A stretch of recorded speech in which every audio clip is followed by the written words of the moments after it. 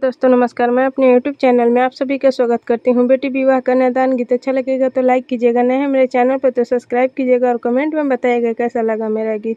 Please आप लोग support जरूर कीजिएगा। अरे आमा गोदिया छोरा ए बेटी बैठा पापा के जांघिया।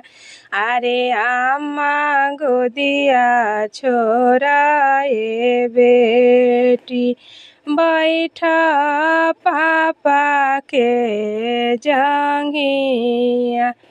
अरे पापा जंगे बैठी है बेटी पवित्र करहो जांघिया। अरे पापा जंगे बैठी है बेटी पवित्र करहो जांघिया। पवित्र करके जंघिया ए बेटी आमा के कर परनाम। पवित्र करके जंघिया ए बेटी चाची के कर परनाम। अरे छूटल जलाया हो ए बेटी पापा जी के हो देसावा।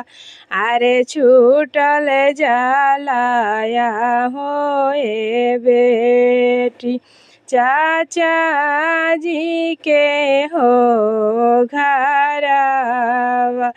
अरे छूटल जलाया हो ए बेटी भैया जी के दुलारावा। अरे छूटल जलाया हो ए बेटी सखिया के हो संघवा।